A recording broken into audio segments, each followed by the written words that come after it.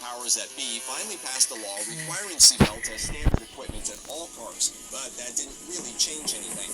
This wasn't just because people didn't like the idea of seatbelts. Reportedly, some auto manufacturers were accused of designing the belts to be uncomfortable, as sort of a nose-thumb to government regulations.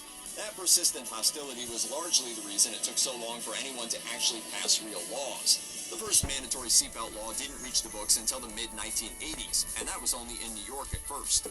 As the New York Times reported on December 1st, 1984, New York State's mandatory seatbelt law, the first in the nation, went into effect today. Drivers and front seat passengers must wear seatbelts or face fines up to $50. Pass the seatbelt, please.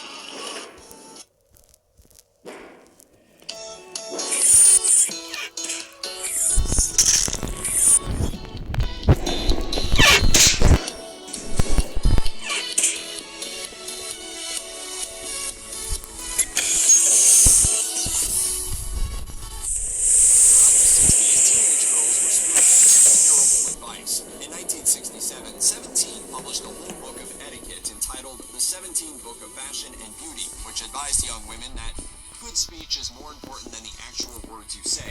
The sound, the smile, the gentleness, warmth, and vitality. The voice that says, I like people. Meanwhile, the book also offered this not if a girl slumps her shoulders, it's a safe bet she hopes nobody will notice anything about it. Probably nobody will. Women in the 1960s were basically subservient to their husbands.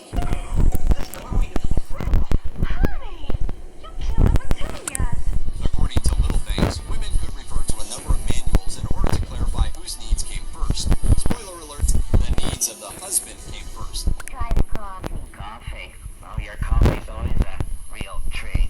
For example, Housekeeping Monthly's article, The Good Wife's Guide, instructed women to have a delicious meal ready on time for your husband's return. Also, the article suggested that women should always touch up your makeup, put a ribbon in your hair, and be fresh looking.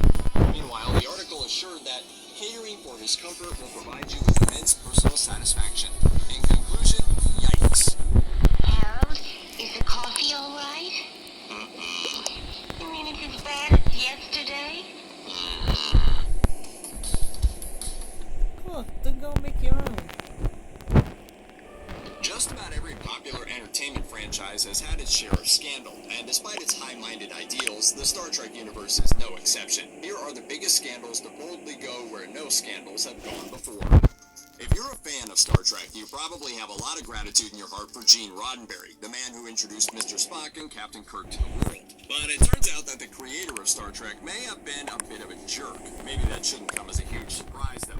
The original Star Trek, after all, often featured women in skirts so short that bending over to retrieve a mobile communicator was never an option. Furthermore, many of the women in those early episodes weren't exactly the strong, self-sufficient type, and that's probably because Roddenberry didn't really respect women all that much. Before reaching the height of his fame, he was already well known for having affairs with secretaries, and once he was firmly established in Hollywood, there was no stopping him. While married to his first Oh, I'm not saying it, boy. He also had an affair with Nichelle Nichols, who played Lieutenant. A former assistant to a Trek writer told the National Review, Roddenberry would have women walking from the costume designer's fitting rooms through